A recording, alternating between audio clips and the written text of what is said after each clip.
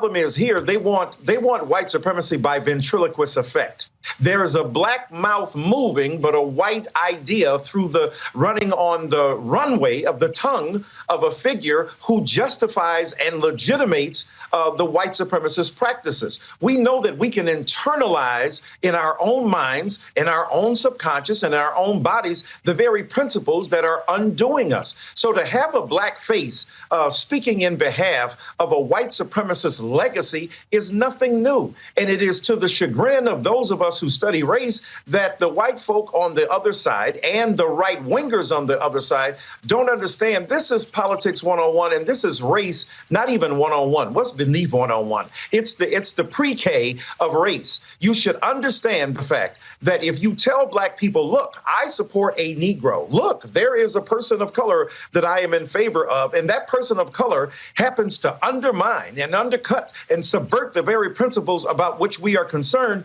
you do yourself no service by pointing to them as an example of your racial progressivism.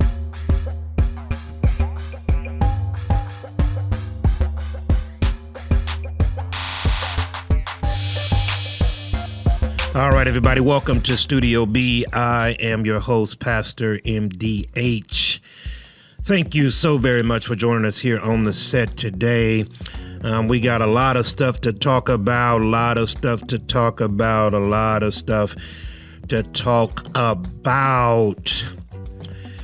So wherever you are watching us from, Facebook, Instagram, Twitter, YouTube, like, follow, subscribe, share, do what you do to get Studio B out there into the open airways so that people can connect with what's going on this podcast. We believe be informed, be empowered. We do believe that information is power, knowledge is power, but the right knowledge is power. Truth is power. Understanding truth is power. Jesus said when Pilate asked him, what is truth? That is the question that is continually reverberating around our nation and our world. It seems as though truth has taken a back seat to error. But I believe that we have a moral responsibility, a spiritual responsibility to speak truth to error. It's not always popular. It sometimes, most of the time, goes against the grain and goes against the narrative. However, we are living in a time where truth can be found if you are willing to do the work to find it. So today, I want to start with a kind of a 30,000 foot view. I talk a lot about politics. I studied politics in college. When I went to school, my first year out of high school, 1992, I went to TSU in 1993 with a major in criminal justice. I went to college with aspirations of being a lawyer.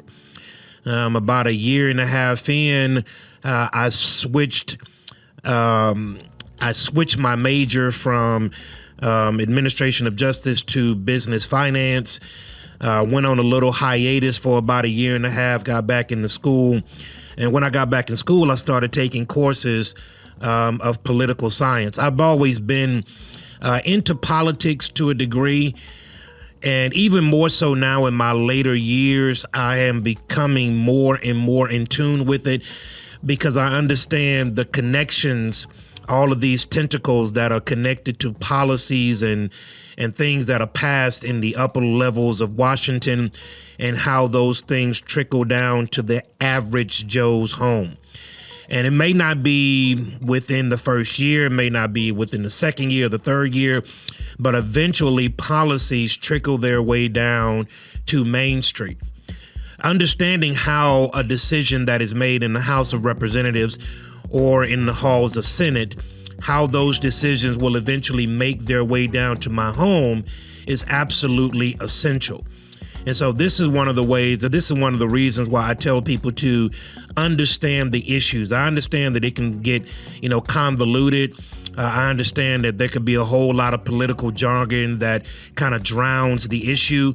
I understand that it can be kind of I understand that you want to tap out sometimes because it's so much talk going on out there, but I think it's imperative that we understand the issues. A couple of months ago, I made the case of faith and politics and how these two sectors blend together. And I said during that podcast that if you want to split the room, there's two conversations that you need to have. One is about politics and the other one is about religion.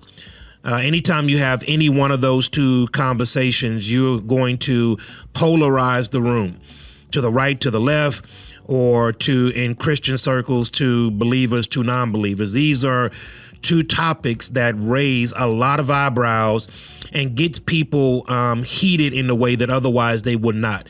Politics and religion. And so a couple of months ago, go back and find that podcast, I made the case of how politics and religion actually merge together and gave you cited cases within the text of how faith and politics merged and sometimes even collided. Even when times in the Old Testament and in the New, there are examples throughout both books of where politics and faith seamlessly joined together. And there are times in which politics and faith met head on, right? And there are examples that are prolific all throughout the scriptures. And so I said for Christians, it is important that we understand politics and not understand politics from what, Fox News says or MSNBC says or CNN says or whatever your local favorite channel may say. I'm talking about going down, diving into the weeds and actually finding out the meat and potatoes of what's going on. So what I personally do is block out all of those major news networks and I look at C-SPAN. C-SPAN is actually a network that shows you from beginning to end the entire process of whatever bill, whatever policy is getting ready to pass. The infamous infrastructure bill that just passed a couple of days ago. It'll show you the debates. It'll talk about the merits of the bill, all that's in it, all the pork, all of the this and the that. It's all in there.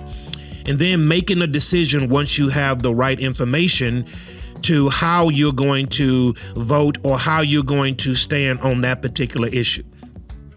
So I start with that because I am still amazed that here in 2021, almost at the close of the year, that we are continually divided in a way that I believe just breaks God's heart. That we are a nation that has continually fighting the same war over and over and over again. So when I talk about politics, when I talk about all of the issues that you're watching on your couch at 10 o'clock, at 6 o'clock news, what I try to do my best as everybody, and it maybe doesn't work all the time, but I try my best to give you a concise, well-researched commentary on those particular issues. I am one that push back against the racial narrative that is constantly on the landscape of America. That everywhere you turn, under every rock, under every problem, under every social ill, there is racism. And while I believe that racism does exist, and we can point to it even in systematic structures, I push back against the idea that in 2021, race is as prevalent and is integrated into our society as it was in 1950. I've made case after case, study after study, facts after facts to prove to those listening and watching that that is not the case. But no matter what, we are always talking about race. There's a story that has been widely misrepresented and even underrepresented. There is a young lady by the name of Winsome Sears. Most of you have never even heard of her. This young lady just won the lieutenant governorship of Virginia on last Tuesday. Winsome Sears. Winsome Sears is an immigrant who migrated to America in 1963 from Jamaica. Her family migrated to America in 1963 from Jamaica, actually from a part that we have done mission trips on. So she came from Montego Bay, around that area. We actually did mission trips to Bamboo, Jamaica, which is right outside of Montego Bay, up into the mountains. So Miss Winsome Sears is an immigrant from Jamaica who came to America in 1963. Winsome Sears, of course, is black. She's all the way black. She's all the way black. Winsome Sears, when she got over here, her dad stressed the importance of education because the education that she was afforded in America was not afforded in Jamaica. So she took advantage of the educational system, went on to go to college. She graduated, did wonderful. She actually served in the United States Marine Corps for, I think, 12 years. So she is a veteran of the United States Armed Forces. And this particular lady on last Tuesday in Virginia won the lieutenant governorship, the first woman of color to win the governorship in the state of Virginia. So when she came over, she did very well in school. She went on to college. She got her degree. And then she eventually wound up serving in the the United States Marine Corps for, I believe, 12 years. So she came over in 1963, immigrated over from Jamaica, went on to college, do wonderful things, went on to the United States Armed Forces, served our country, and did very, very well. Well, on last Tuesday, Ms. Winsome Sears became the first black woman to be elected lieutenant governor of the state of Virginia. Now, all you got to do is do a quick look in your history books and go back into the history of Virginia. Can I tell you why most of you listening have never heard about Winsome Sears being the first black woman to win the lieutenant governor of the state of Virginia? It's because she's a black conservative. That's why you haven't heard of her. Because the narrative is black people can't be conservative. This woman won the lieutenant governor of the state of Virginia. Now, Virginia is a state with a marred history of slavery. Now, if you just go back into your history books, just go back into your history class, going all the way back to middle school, all the way up to high school, you know that a lot of stuff in America started off in Virginia. Virginia was a hotbed of slavery, Here it is, this woman, Winsome Sears, an immigrant from Jamaica,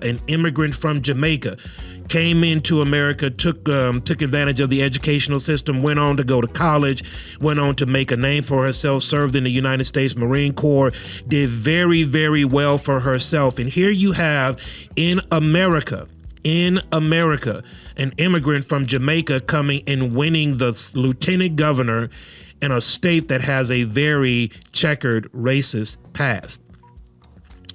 She is one breath away from the governorship of Virginia.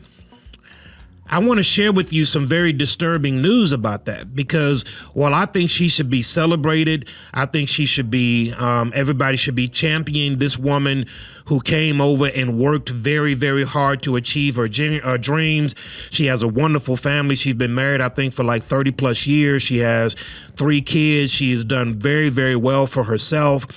She has taken the American dream and harnessed it and has done very, very well. An immigrant, a black immigrant from Jamaica, came from Jamaica, made her home here in America, and rose all the way up through the ranks in the state like Virginia to become the second in command in Virginia.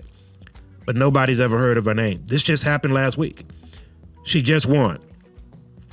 And the reason why is because the narrative, and I'm going to share something with you that really disturbed me. As opposed to black people celebrating Winsome Sears, as opposed to black people championing her and people rising up and saying, see, look at what can be done if you just do hard work, keep your head down and do your business. Here's what the pundit said about Winsome Sears. Again, a Jamaican immigrant that came over to America in 1963. Here's what Michael Eric Dyson said on MSNBC on the Joy Reid Show. Winsome Sears is white supremacy by ventriloquist.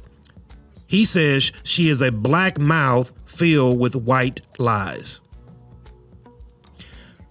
Joy Reid said that Winsome Sears is the epitome of white supremacy. Joy Reid said that on her show. Michael Eric Dyson chimed in by saying that although Winsome Sears is a black woman, white supremacy is controlling her mouth.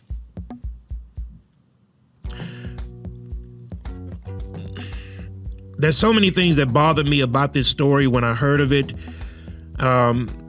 because this narrative is, and I want you to, as I try to clearly articulate this. Here is a woman, an African American woman, a Jamaican American, who migrated over here to the States, who did very, very well for herself, rose up through the ranks, and eventually won the lieutenant governorship of Virginia. A black woman with the same skin as this woman said, forget about the accomplishment of working hard. Forget about serving our country. Forget about all the hard work that was done to get you to a place where you could run and ultimately win. Forget about all that.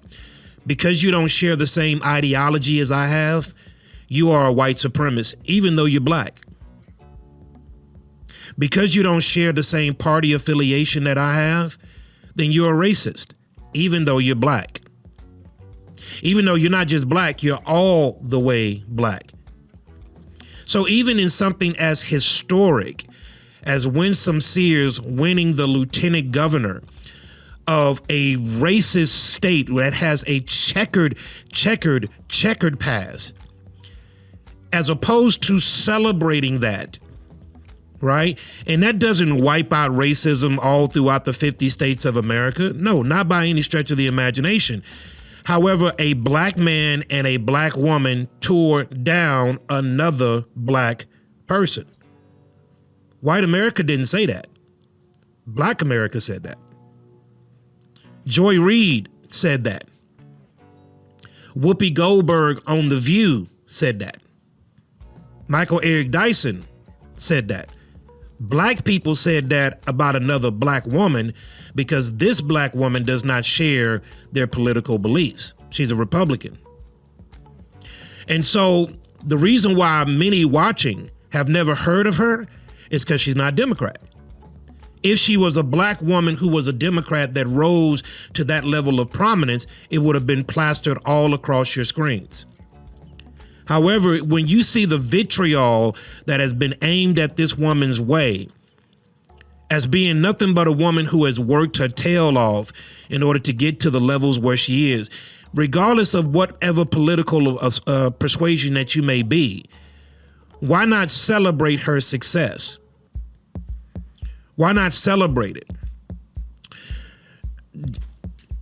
Joy Reid goes on to say something else. They're literally trying to push black people who are not really black in front of all of us who are black. I have no idea what in the world that means. She's not black. She's not black because she's of a different party affiliation than what you prescribe to. This happened in Virginia. This is Winsome Sears, who got 1,661,000 votes. 1,661,000 661,000 votes. She beat a young lady by the name of Miss Hala, and she beat her by almost 100,000 votes. That's not all.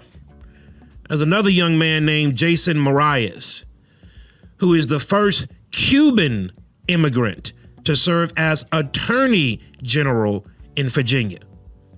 So you have a black woman who's the lieutenant governor. You have a Cuban American who is now the Attorney General. First time in the state's history that an African American woman or an African American, period, a black woman, a black man, period, has assumed that level of governorship in that particular state. And you have the first Cuban born American that rose to the level of Attorney General. So you have three top levels. You have the governor, you have the lieutenant governor, and you have the attorney general. Two of those top positions in the state of Virginia are occupied by minorities. Do you know why you've never heard of them? Because they are of a different political persuasion. Mr. Jason got 1,647,152 votes. His competitor, Mark Herring, got 1,600,000 votes. So he beat him by 50,000 votes. The idea now of what they said about Winsome Sears, calling her a white supremacist, even though she's black, they said the exact same thing about Mr. Jason Marias. They called this Cuban American a white supremacist. He's Cuban. I don't even think we understand, and I would invite anybody out here that is watching that wants to debate this right here on Studio B about the white supremacy that you supposedly are standing behind, calling Winsome Sears a white supremacist or calling Jason Marias as a white supremacist. I want to sit down here and have a logical conversation with you, because we have no idea what white supremacy is. But this is the narrative. This is why it's so disgusting to me. This is why we can't have authentic conversations. This is why you can't take these people seriously. This is why you can't have a real conversation around race, because they say crazy stuff like this. This is the reason why we can't sit around and actually dive into issues that need to be discussed, because we're having stupid conversations like this. This is crazy. And if you got any sense, if you've been to school any length of time, if you got past the fifth grade, if you got past the third grade, this kind of talk is foolish. But it's par for the course. It's continuing to drive a wedge into the heart of America to say to people it's black versus white, it's white versus black. But I mind you and tell you, it's not white people that said that. Black people said that about their own people. Listen, I don't mind. I know there's people out there that don't agree with me. Do you, babe? Do you? I go home to 5 people that love me regardless. Okay, I'm not going to lose any sleep by people that don't agree with me. I promise you that. I've been at this thing too long. But when we need to have real conversations, we can't, because we're talking in jargon like this. Today, after this podcast, I go meet with 2 very prominent white men here in Houston, Texas, 2 CEOs of very large companies here in Houston, Texas. We're going to go have lunch, and we're going to talk about some things that was talked about at Houston's First Baptist Church last week, where I went to go speak at. And we're going to have some conversations with 2 men that don't look like me, that don't come from the same background as I come from. The only thing that we share is Jesus, family, and all that other good stuff. These are people that have difference of political opinions than I do, but we're going to sit down at a table and have a discussion. A real discussion. Not media hype, not clickbait. What I will tell you is that when Winsome Sears heard about this with Joy Reid, Miss Winsome Sears issued a challenge to Joy Reid to have Joy Reid have Winsome Sears on her show so that Joy Reid can talk to Winsome Sears personally, to which Joy Reid declined the invitation because she doesn't want to hear a story. She doesn't want to hear the story about a Jamaican immigrant coming to America and taking advantage of the things in which he did and rising and working and doing what she needed to do in order to win this particular election. I think it's absolutely sick that we can't have real, authentic conversations. And I'm going to continue to tell you, I'm going to look straight here in this camera and tell you this.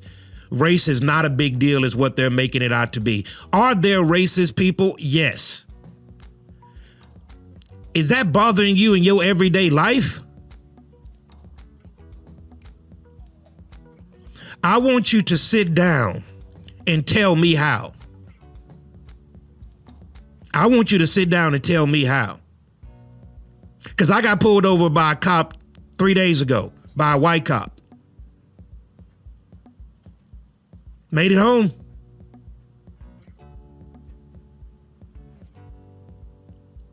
But we got to continually have these kind of conversations at redundancy because the story is Black America. There's no way that you can be Black and have a difference of opinion without them attacking you.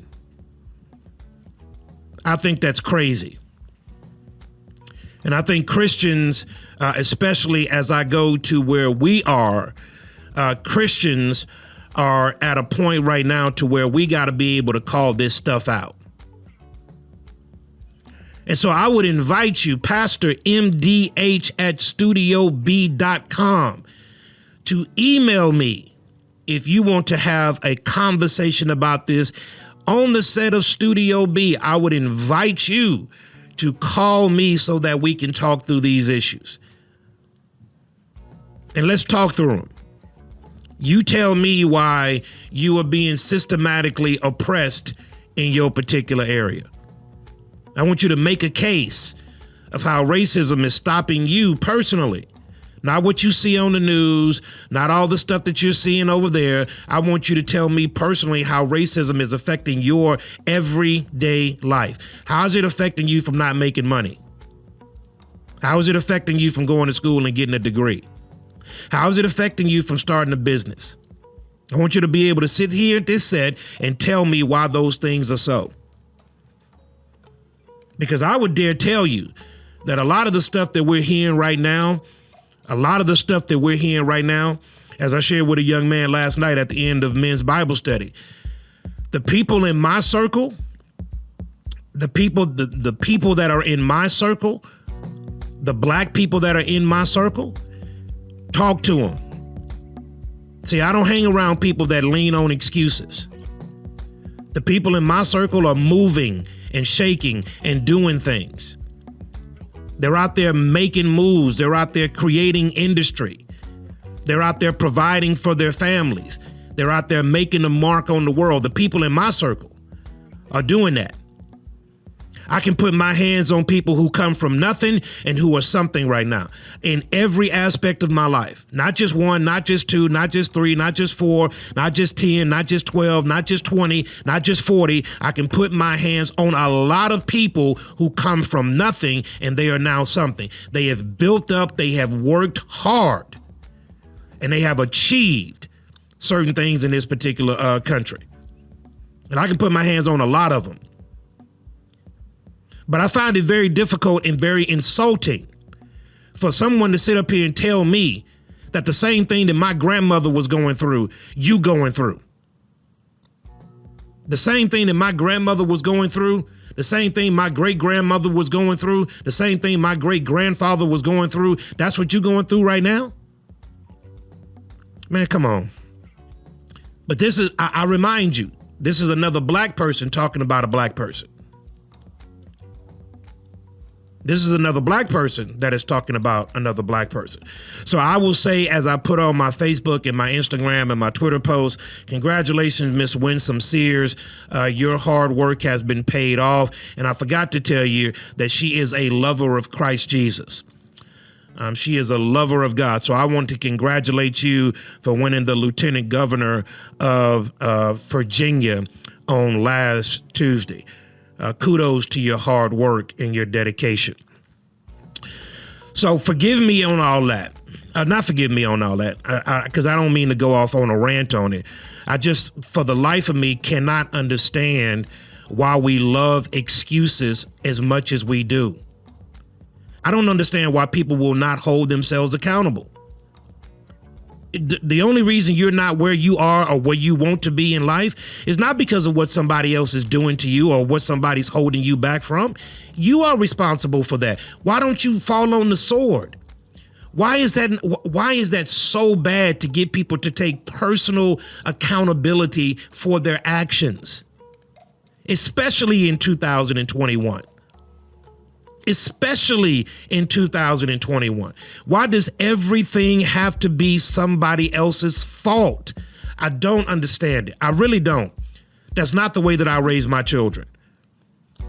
That's not the way that I raise my children. And by the way, that you're not going to be able to get away with that on the great getting up day on Judgment Day. No excuses given on that day. God's going to hold us personally accountable for the acts that we've done in the body. It's a biblical precedent.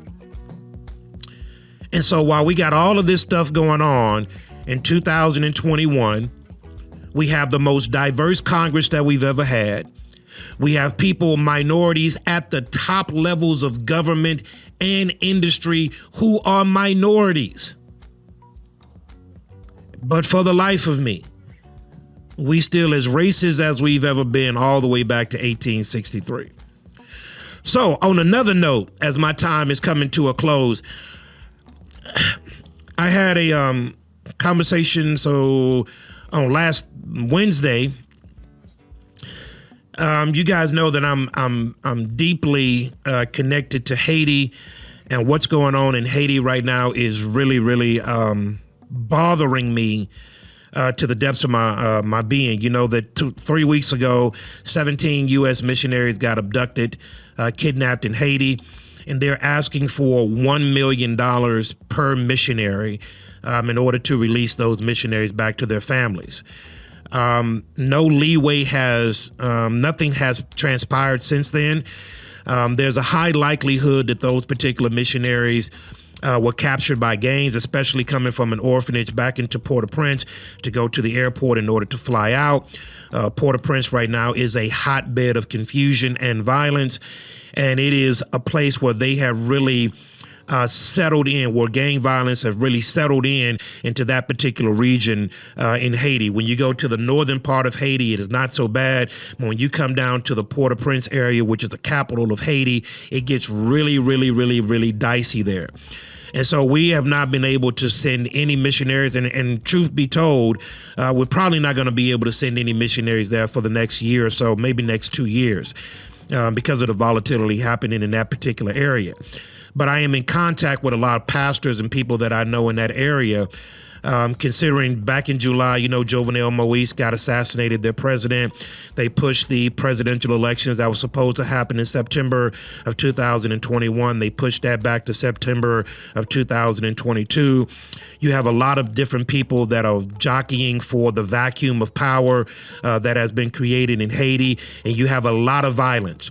Not just the 17 missionaries that have been kidnapped 3 weeks ago, but within the last 2 months, over 400 children have been abducted in Haiti. And I'm talking about just walking to and from school, walking to the store, wherever it may be, have been abducted into Haiti. Haiti is quickly becoming a failed state. And this failed state is going to create a vacuum for the evil powers that be to fill that space that has been vacated. And so I ask, just as a point of reference, to keep Haiti in your prayers, because I struggle with Haiti. I struggle trying to figure out the dynamics of Haiti, as I've talked about it and know many people from that region, have tried to do as extensive research as I possibly can. But Haiti has always been in the crosshairs of struggle. It has always been in the crosshairs of calamity. And I struggle trying to figure out Haiti, with it being so close to the American borders, less than an hour and a half plane ride from Miami. So not 24 hours around across the Atlantic, but literally an hour and a half away from Miami. I struggle with the fact that Haiti struggles with the issues that it does. So, about a month and a half ago, we had 15,000 Haitians come across the U.S. border. There are agencies that I work with right now up in the Alabama area that came down here to Houston. They made a travel down here to Houston and did some work with the Haitian immigrants that had crossed over into America. The border crisis is as volatile as it has ever been. And just recently, as of November the 3rd, 2021, there has been a proposition that has now just been put forth. And it says that this administration wants to give illegal immigrants $450,000 per person, per family.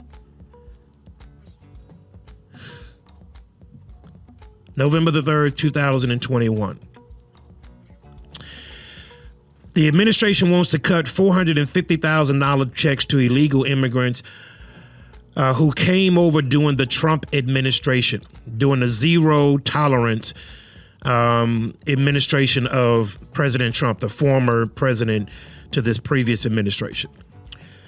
Of those immigrants who came over illegally, by the way, some 3,000 of them will be eligible for checks of $450,000 per person.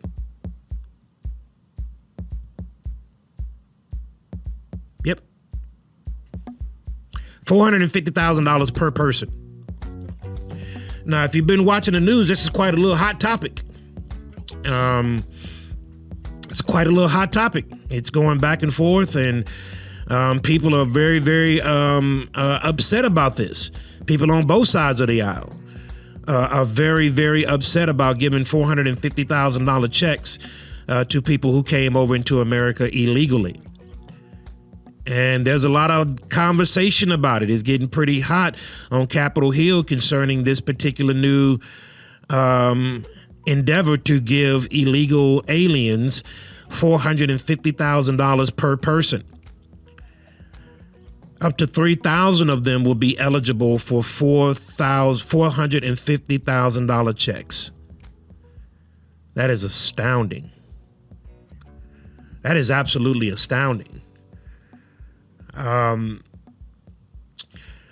don't want to give the date because our dates are conflicting. I have a young man who is from Haiti, who is a very good friend.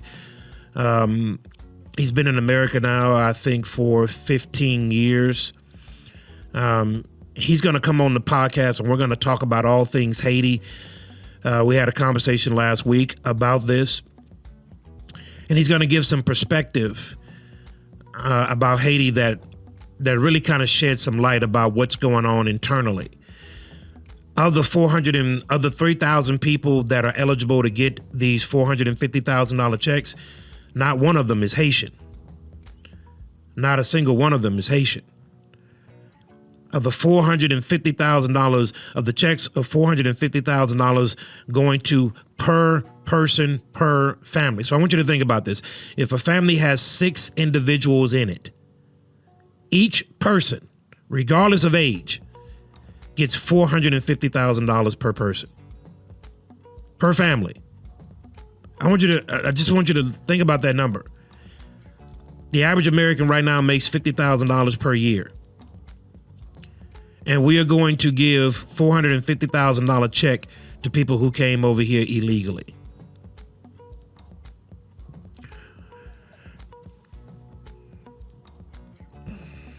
Yeah, it's out there. I would invite you to just do a little Google search.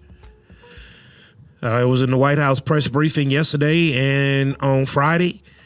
This is gathering a lot of steam and making a whole lot of people on both sides of the aisle very uncomfortable, because that $450,000 per person is paid for by taxpayer dollars. Yeah, I know you got you a little $3,000 stimulus check and you was really happy about that. But $450,000 for people who have come across our borders illegally is quite a task.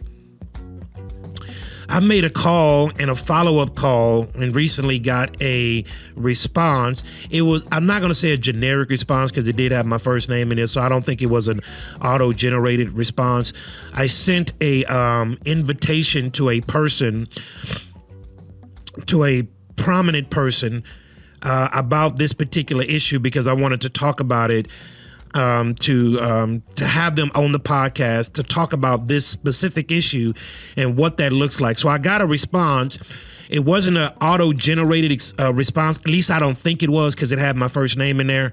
And it didn't just have, Marcus, comma, and then X, Y, and Z. But I think it was a response that was a typical response, but not auto-generated.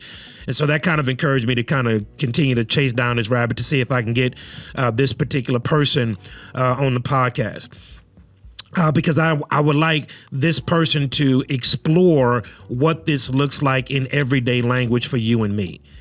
The $450,000 check that's going out to illegal immigrants who have come across the southern border illegally and are now eligible to get $450,000 per person.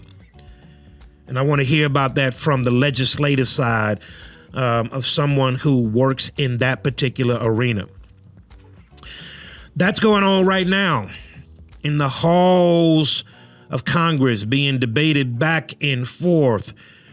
Turn on C-SPAN on this coming Thursday. You will see the not hearing, but the debate about this particular issue on Thursday. And you will hear the pros and the cons about this particular issue live in color.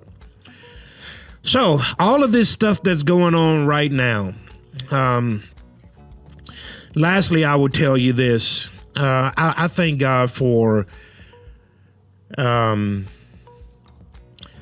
my mentor, Dr. Richard Klein, who's going on to be with the Lord some 2 years ago, said this, and it's something that has really stuck in my craw for a long period of time. He says, if you're not offending somebody, then you're not saying too much of anything. I don't expect everybody to agree with me. The podcast that we do here is an opinionated podcast. But what I do is you can argue with the opinions, but you can't argue with the facts. And so before I state an opinion or my view, I give you the facts of why I believe that particular view. And so, and what I try to do is cut out foolishness. Like if we're going to have a conversation, let's have a real conversation, not a generalized conversation that doesn't lead to anywhere. Let's have a real conversation about the facts and about the issues, because these things do affect me and my house. They will affect my children, by God's grace, my grandchildren, and so on and so forth. These issues that I'm talking about right now, me being 48 years old, and having teenage and early 20 kids, these things will affect us and in my particular family on down the road to come. So these issues are important to me. It does make a difference who I put and the policies that come out of these particular agencies. And so while I don't expect everybody to agree, as a matter of fact, I try my best not to make sure that everybody agree, but I do believe in profitable dialogue. And everybody, we're just in a place right now to where we can't have profitable dialogue. And we're at a time to where information is literally at your fingertips. You can reach out and grab it. You can reach out and grab it. And it's there to be had. So I want to end with this. I had all of these notes up here to which I didn't get through a lot of it, but I want to end with this. And I want to give you something of what I believe the Lord is doing. This comes from the book of 1 Peter, chapter number 4. And Peter is writing to this group of people, trying to get them to understand the coming of the Lord. And in verse number 7 of chapter 4 of 1 Peter, he says this: "But the end of all things is at hand." He says, "Therefore, be serious and watchful in your prayers." Peter says the end of all things that are at hand. Therefore, be serious and watchful in your prayers. If there's one thing that really does concern me, it is that the church is being pulled into this political divide, and the gospel of Jesus Christ is not front and center anymore. He says, be serious and watchful in your prayers. And then verse number 8, "And above all things, have fervent love for one another, for love will cover a multitude of sin." That message is lost because hate is being propagated. He further says, "Be hospitable to one another without grumbling. As each one of you have received the gift, minister to one another as good stewards of the manifold grace of God. If anyone speaks, let him speak the oracles of God. If anyone ministers, let him do so with the ability in which God supplies. And in all things, God may be glorified through Jesus Christ, to whom belong the glory and the dominion forever and ever. Amen." So I'll end with this. One of the chief strategies of the enemy is division. Divide and conquer is an excellent strategy. It is a war strategy, but the enemy has perfected this strategy because he understands the power that comes along with division. When people are disconjointed, when there is no unity amongst people, there can never be work done. There can never be comprehensive work done for the good of all people. When people are disconjointed, there will be certain work done for certain people, not for all. The enemy understands this. The problem with this is that the church has not met this head on. The church has not met this division that is in the world with the unifying message of Jesus Christ, with the unifying message of the gospel of Jesus. We have not met this onslaught of division with a unifying message of Christ. We in the church are Christian first. That is if you're born again. If you're not born again, none of this stuff even remotely relates to you. But if you are born again, you are Christian first, which means you get your marching orders from the Bible first and your party affiliation second. When Peter is saying the end of all things is at hand, that's exactly what he means. Everybody, no matter what you are doing right now, it's eventually going to come to an end. Many of us are getting older and older and older and older. You can't do the things now that you used to do 20 years ago. Things are coming to an end. The house that you moved in that was once new is now needing repairs. The car that you just drove out the lot that was once new now needs oil changes. Everything is coming to an end. It is the progression of life. And so he says, since all things are coming to an end, get your mind right. Get your mind right. Since all things are coming to an end, we need to be fervent and serious in our watch prayers. So we host a Zoom call every single night at 10 o'clock. Every single night at 10 o'clock. We've been doing it for the last 3 years. Can I tell you, Christians ain't getting on that prayer line to pray. We've been doing it every single night since August of 2017, right after Harvey. We've been doing it every single night since 2017. Every single night at 10 p.m. We've been hosting a prayer line. Get on there and pray. Let's call out to God. Let's call out to God and ask God to heal our nation, to heal our land, to heal the disunity amongst people. Let's call out on them. Let's call out on them. I can go down the list and tell you those names who are on that prayer line every night. And the people who are not on that prayer line got the biggest complaints about what's going on in the world. But we are offering this because Peter said the end of all things are at hand. Therefore, we need to be serious and watchful in our prayers. So we're praying. We're praying that God's will would be done. We're praying that people would come together in unison and that these deep divisions that people keep trying to create will be healed by the gospel of Jesus Christ. That's what we're praying every night. So don't tell me that you're serious about God's kingdom and you're not committing yourself to be serious and watchful in your prayers. And then he said that love will cover a multitude of sins.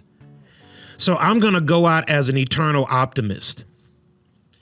I will be charged by God for being overly optimistic. I believe that people, if given the opportunity to do better, can do better. I believe that encouragement works better than discouragement. I believe that to the core of my being.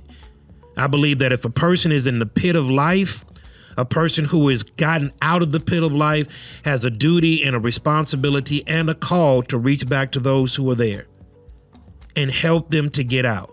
So if I can be successful, it's not just me that can be successful. You can be successful too. I believe that this is the universal message that people should be preaching and proclaiming to the heights of every hill, is that people, you can do it. You can do it. And I love you enough. I love you. I don't even have to know you, but love you enough to encourage you out of whatever place that you may be in.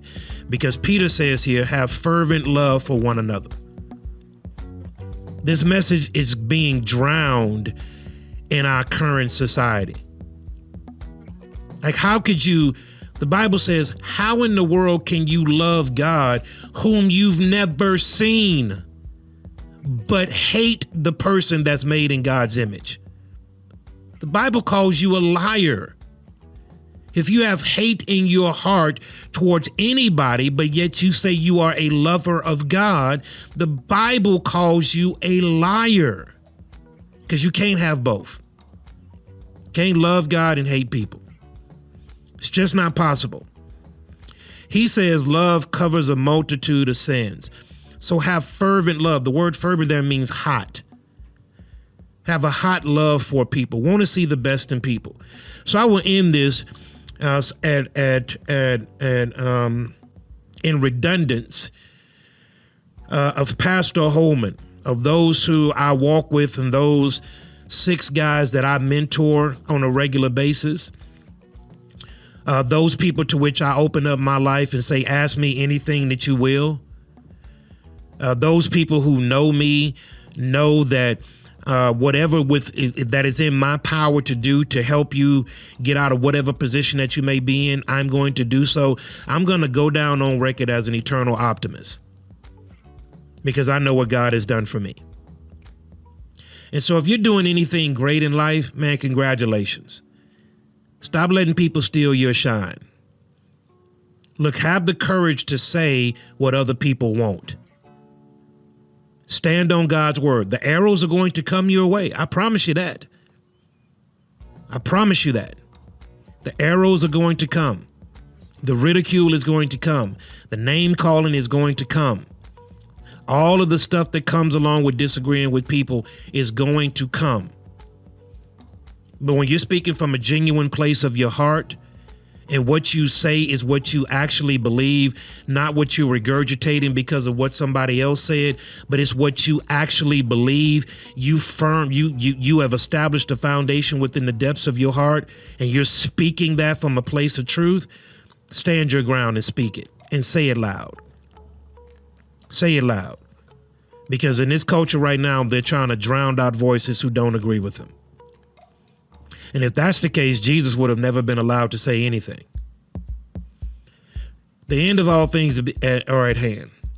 I'm offering you who are watching, those who are listening, I'm offering us to not get in bed with the world. I'm offering us to have a different message than that which is constantly being thrown our way. Have a different message. And help people. Don't talk down on people. Help them if it's within your power to do. God is a good and a gracious God. I believe it to the depths of my being. God believes it to the depths of his being, because he says this, that with God, all things are possible. That's what he told me. And therefore, I'm going to go out there and I'm going to move mountains. I'm going to go out there and make a name. I'm going to go out there and do things that people say that I can't. And I'm going to go out there and leave a mark on this world. So, everybody, I want to encourage you to be faithful, to be courageous, to stand for something or fall for anything. Know what you believe, know why you believe it, and be able to clearly articulate it. So, we got some guests coming up here on next podcast. You will greatly enjoy this guest. I'm going to have a young man that served in the armed forces, who loves his country, who bled for his country, who's fought for his country so that we here in America can enjoy some of the freedoms that have been afforded to us. I'm looking forward to that conversation with him as he will be on here in the next couple of weeks. I'll also have some guests. I'm not going to spoil it for you, but the next few guests will be very, very impactful, and I believe you're going to want to hear what they have to say. So remember, wherever you're watching us from, Facebook, Instagram, Twitter, IG, wherever that may be, like, follow, subscribe, share, comment. Put whatever comments you want in the comment box. Let's go ahead and talk about it. And remember, if you want to be on Studio B, Pastor MDH, Pastor PASTOR MDH at studiob.com. You personally email me. Tell me why you want to be on the set. I will send you out a personal invitation to come right here in the studio and talk about whatever issue you feel led to talk about. Open invitation to any and all people who want to receive it. Remember, be informed, be empowered. Studio B. See you next week.